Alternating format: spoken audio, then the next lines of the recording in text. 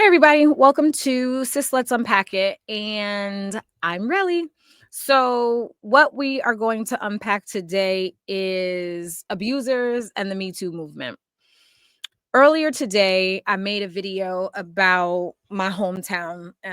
I said that there is kerfuffle going on and around, and so there's a lot of conversation about someone who has been arrested and for domestic violence a couple of times, and people have been on their timeline openly supporting them, and I found that very triggering.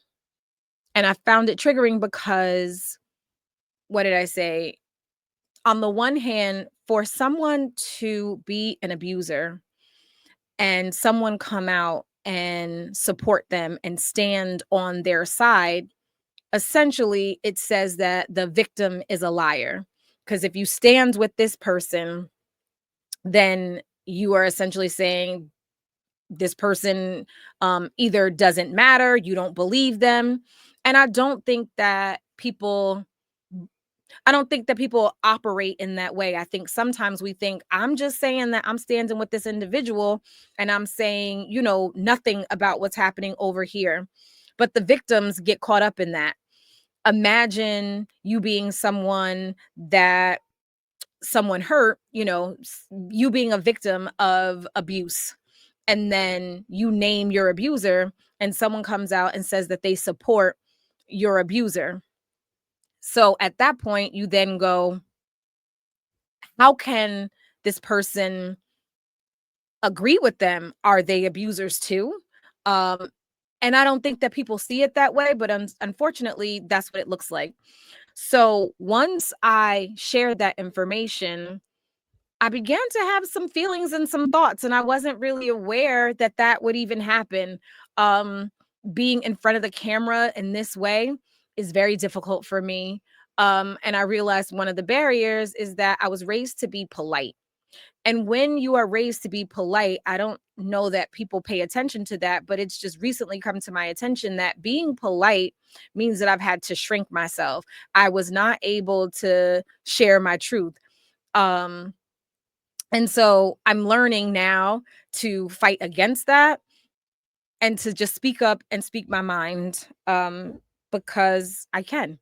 So, with that, when I was speaking about abuse and abusers and how people are both good and bad, and I shared that someone in my hometown abused someone very close to me, a family member, and it caused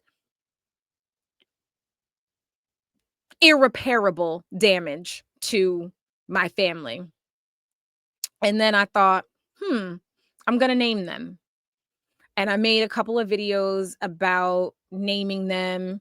And I realized I am not a reels person. I just 3 minutes just isn't where I live. It just isn't. I'm not able to flesh it out. I'm a storyteller. And so I need time and space to develop the story. So I didn't post it, but it's really been on my heart to do so. But it made me also think about why the Me Too movement was so big and why it was so powerful, and why victims come out after someone else announces that, a person was abusive. And the truth is, because it's validating. People walk around let me say this. Abusers get to hide by their victim's silence. Victims not saying anything because of the way that society looks at victims and the way that they blame them, they accuse them, they want them to prove it instead of supporting them, makes victims go, "Ooh, I don't want to deal with all of that." It's very difficult. And so I shared that there was a person that I worked for that caused me great stress in my life. They were sexually harassing me on the regular. And I never said anything. And why I didn't say anything? Because I know they were a community activist, and or they were just seemingly a good guy in the community. And so I knew that people were going to come after me and say all manners of tomfoolery, and I didn't want to deal with it. I didn't want to have to explain myself. Um, and in the Black community, especially, grew up people of a certain age. We grew up with what goes on in here, stay in here. And I was raised to be polite. So then I don't tell my business, and I don't want to be in direct opposition with anyone, and certainly not on the internet, because the internet is a wild and crazy place. So all of those things I didn't want to deal with. But I realized in being quiet about that individual, who else were they able to sexually harass, and who else were they able to essentially, maybe perhaps, um abuse? It is an abuse of power to sexually harass someone in the workplace, because the power dynamic is different. I am not allowed to say the thing that I want to say back, because they hold my job in their hands when they are my boss. So that's definitely what makes it wrong and inappropriate. And then that brought me to this individual that caused, um you know, irrevocable harm to my family. And it's been about 10 years now. And that person, his name is Keenan McClinton. And it just feels good to be able to say that, to be able to say, this person caused damage to my family. This person is a sex offender. This person was allowed to get away with it for 10 years because I never put it out there and I never said anything about it. And the reason why I didn't say anything is because, again, I was concerned about my family member and what they were going to have to deal with. And how people were going to treat them. That's initially why I didn't say anything in the first place. And also, when I went to the individual that worked with them and I needed permission for their child to speak to the police in regards to what happened to my family member, they stonewalled and they said, no, not at all.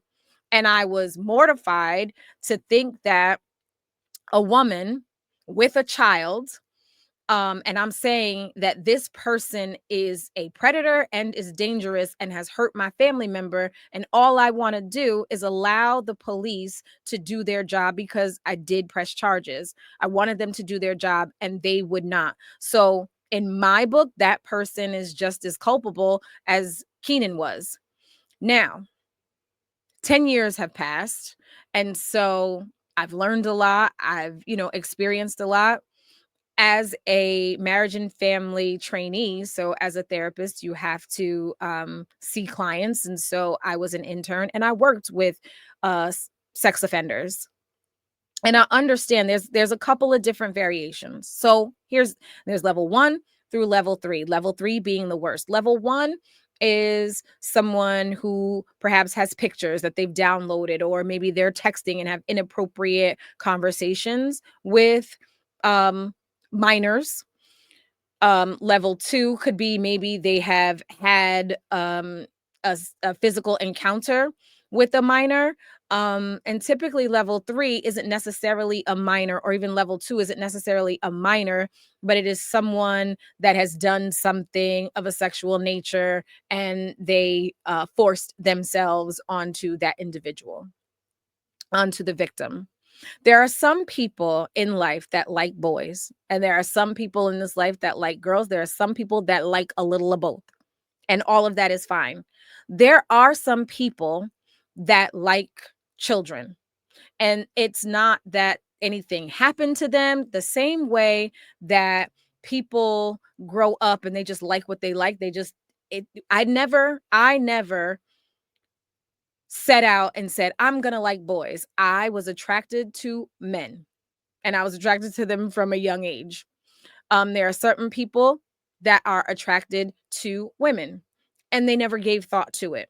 And I do believe same thing with individuals who like children. I think that they just like what they like. What it's important for us to do, and I firmly believe this, I don't think that we should cast people away and throw them um, into the gutter because they like what they like. I think that it is important that we explain to them that under no circumstances are you allowed to have any interaction with children. And that's a very unfortunate life for them, but it is what it is. You cannot like children, or you can like them, but you certainly can't act on it. And there's that. I think that if we don't somehow integrate them into society, then they go even further underground and they, I believe, can become even more hurtful, if you will, because it goes underground and then you don't know what they're doing. So I don't believe in casting a whole bunch of people away because of something that some of them seemingly cannot help. That's where I stand. So this person, Keenan, that hurt my family member, I don't know what it was.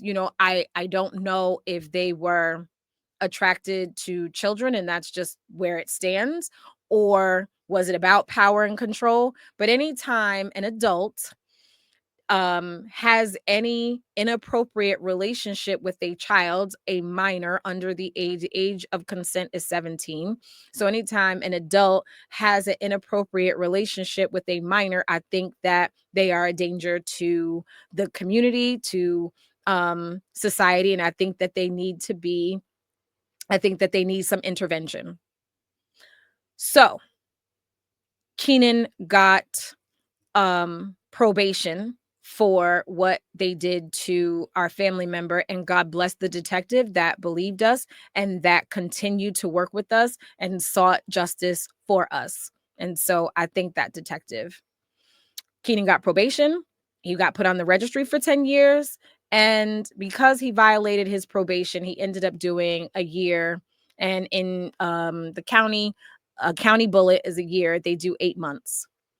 Do I wish Keenan well? No. Do I wish him harm? No. But I wanted to take out time to also express the nuance that I think that happens. And so while we're talking about people who are abusers, I recognize that I essentially I allowed him grace, and I did it. That was a byproduct of me not wanting to face what it is to say his name, to say exactly what he did, um, to not call him out because I didn't want to deal with the backlash that victims deal with. But in speaking about abusers and having this broader, larger conversation, I felt compelled to do that, essentially to free myself, because by me keeping that secret, I'm keeping his secret. I have told other people, so one on one I have said so, but to out that individual I have not done that. And I think that that is why, because I know some people have conversation like, well, why now do people say something after all these years? The reason why people don't say anything after all of these years is because of the way that society comes at victims. They blame them, they say, what did you do? When someone is abusive, they are abusive, and it's nothing that you do in order to make someone abusive. That's who they are. And essentially, in my situation, in this case with this person, they were a danger to my family member who was underage. Um, and the harm that they caused my family, we will never really essentially get over. We have to get over it, but the wound always there, which is why. And I walk through my community and I see this individual and this individual sees me. They are quiet and I am quiet because they are quiet. And again, part of that is because I honestly don't know what I would do. I know that, and sometimes, and I'll tell you as a parent, sometimes people go, "Oh my God, if someone ever did that to my kids, I would harm them. I'd kill them. I'd throw them off the bridge. I'd do all these other things." And I can tell you that after court one day, he was standing um at a gas station and I saw him and I had a decision to make. And everything in me, little voice on the left said, go over there and pin him with your car. That's all I wanted to do. And then there was another voice that said, take your ass to work because you will not be able to take care of your children if you are in jail. So I could not justify for me sitting in jail because then who was going to take care of my kids if I had in the moment done this thing and let my emotions take over me. And I recognize that there are some people that they don't they're not able to see it through and think it through in that time frame, and they do it. And that just wasn't something that I was willing to do. Thank God that I went to work. And I am prayerful that and thankful that I did that. However, the other part of that is when I see them today, as because they don't say anything, I don't know what will come up and what will come out if they were to say something. Like if they were to say, "No, I didn't," or "It was your fault." I don't know what would happen. I don't know if I'd be able to hold on the way that I was able to hold on 10 years ago. And that's not a threat, that's not anything. I'm just giving a little nuance to how it goes sometimes, and who we think we will be and how we think we will respond, and find out that we will be completely and totally different than that. I was looking like, "Oh my goodness, what I don't even know like if I'm recording or not." Um and so that's essentially I I just felt the need to explain that people aren't holding on to people's names because they want to. It's because I think a lot of times it's fear, because what comes next, the backlash that comes, it's difficult for many people to deal with. And, as someone, I watched the Me Too movement and I didn't even connect to it in that way. I didn't really think about it. And sometimes that's how trauma is. You don't pay attention to how your body feels. I think I was just in a space and just going and doing that. I never stopped to really check in. And so these days, again, I'm a little older, a little wiser. I've learned a lot more, and I can check in my body and go, how do we feel? And at this juncture in my life, I feel safe enough to be able to say that. And I share that because I think people should be on alert. I think people should know that harm was caused. He caused harm to someone, great harm to someone, and has the potential to cause harm to someone else. And by me being silent for all of these years, how many people did I inadvertently place in danger because I didn't say anything? And I don't think that we think about it that way. I think that we go, it's private. I just want to come over here and handle it. But maybe it had happened before. I don't know. So I'm not saying that that had happened, but maybe if there had and someone had spoke up, maybe they wouldn't have been allowed to work at the after school program, to be able to be around children to cause harm to them. So I just think it needed further explanation.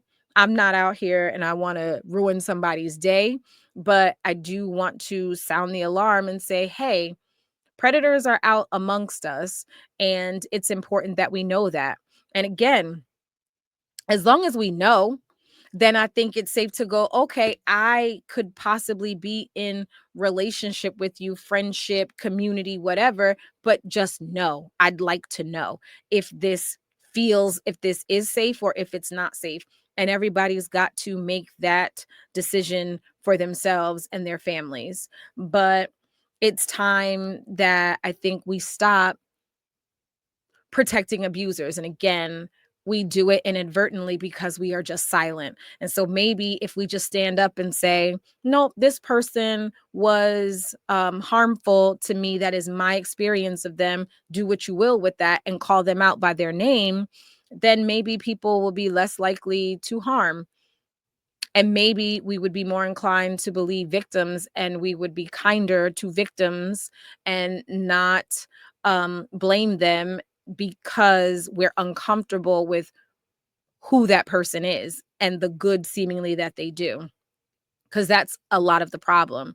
People are allowed to get away with it because I think people in their community are maybe uncomfortable, or they go, "Oh, well, they're a good person. They were a good person to me." Right. But maybe they weren't a good person to someone else. And that's the part. We have to begin to show empathy for other people and their experiences. Okay, they weren't that to you. That's wonderful. And I'm glad you had that experience, but they may have been terrible to someone else. Do you have room in your heart and in your life to say two things can be true at the same time?